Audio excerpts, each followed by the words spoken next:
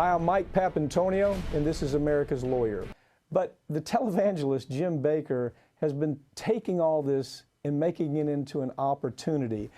I have Molly Barrows with me to talk about. You actually have interviewed this nutcase in the past, As soon as I saw the story, I thought, this is just so fitting, because I grew up watching him on TV. I remember the scandals back in the 80s when he was busted for fraud and having an affair with his secretary, and it led to accounting allegations that proved to a conviction. And so when he got out of prison for all of that related to his evangelical empire, his televangelical empire, if you will, it also included, you know, Six Flags Over Jesus, some kind of an amusement park in South Carolina.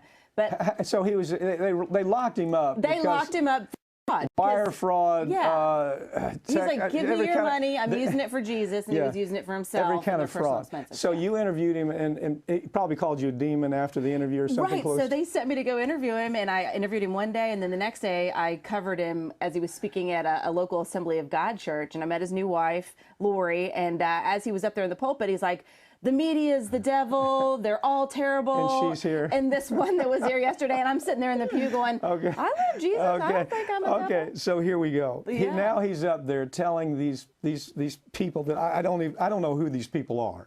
I don't know who the people are that would send him $1,000 for his coronavirus snake oil. Well, but they're doing it, right? They are, and that's exactly what's going on. So his new televangelism business is based in Missouri, and that's where he has been on a show, his own show, The Jim Bakker Show, simple to remember, and also on his website, touting that he has a cure called Silver Soul, that's one of the names for this, where it can cure various strains of the SARS virus, which is what the coronavirus is, within 12 hours. Said, we haven't tested on this particular strain, but we feel good about it, and the government even knows that it can kill any pathogen that comes in its path, including HIV.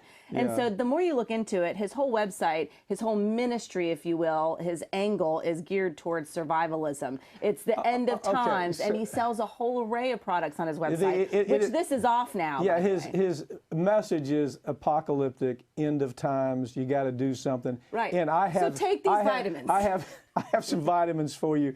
So when the zombies come, you're going to be okay. When you're in your basement. So this is almost so outrageous, it's even hard to carry on a conversation. It hurts my heart for the people that spend money on this freak. They do. They spend thousands and thousands of dollars.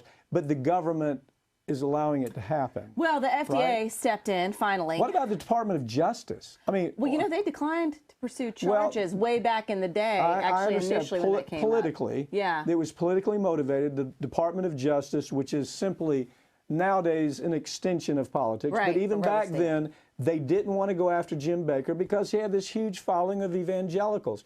Are they going after him now? I don't know. The state of Missouri, now as far as the bigger picture of the DOJ, now the state of Missouri is suing him for basically saying, you can't be putting these fraudulent products on there and making these false claims. But what about throwing him in jail again? I mean, that is a good point. Now, this all just started this week. We'll see where it goes. But I think you're right. I think that's something that there needs to be public outcry over this, because he's taking advantage of a vulnerable population, exactly like what he got in trouble for back in the 80s. And he's marketing, taking advantage of their fear and their faith to line his pockets, is what it seems like to me. And I mean, it's what he did before, and it's probably what he's going to do again. But the FDA sent him a cease and desist letter as well, because there's a public state of emergency. But again, why are we going through all these hoops? Why doesn't the Department of Justice go down there and do what they're supposed to do? Take him away and say the stuff that you're doing violates some basic laws. And he's doing what he did back then. And oh, by the way, you've already been in prison for this. Right. But that's interesting, because when I was recapping all of that back in, you know, the FTC wanted to investigate him, or the FCC rather, immediately, almost as soon as he launched his ministry back in 1979. They found that he was basically misusing funds then. He was, you know, asking for donations and then ended up spending it on personal items or to run his other businesses, and wasn't using it towards ministry like he promised. Well, he hasn't been accused of that here.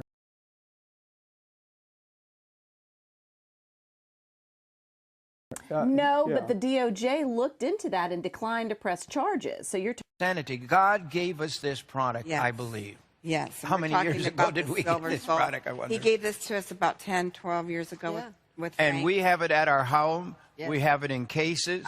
We use it all the time. I have this, and I mean, I don't think I'd have made it without silver.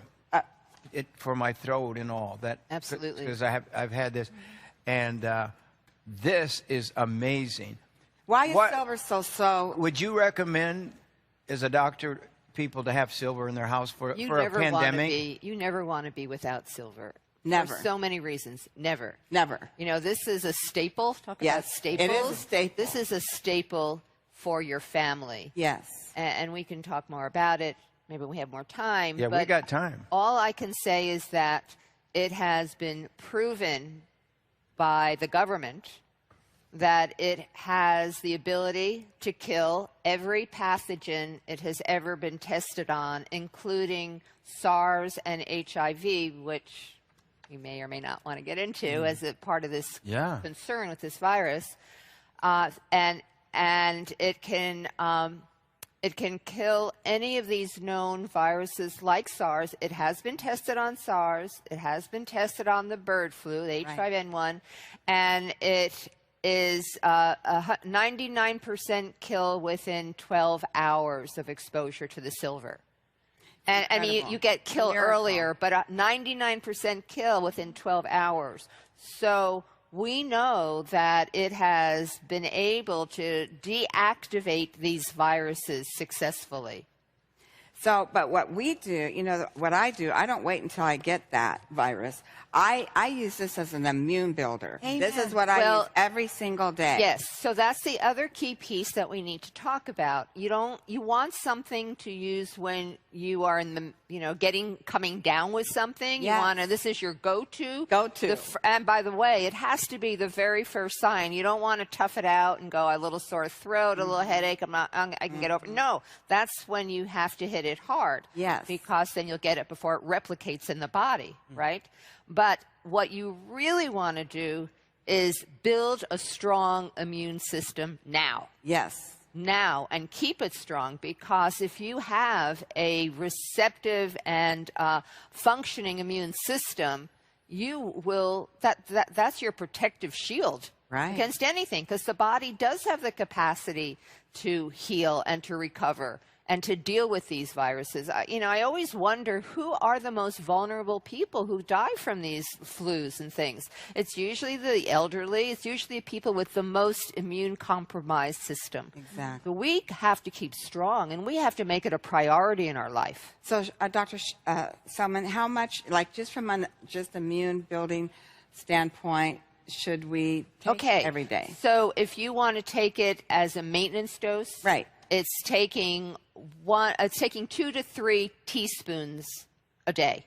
That's maintenance dose. And you can put it in anything. You can put it in any drink. You can put it in your soups. You can, you know, just take a slurp of it. I hate to, you know, be not ladylike, but, you know, it's right there. I give it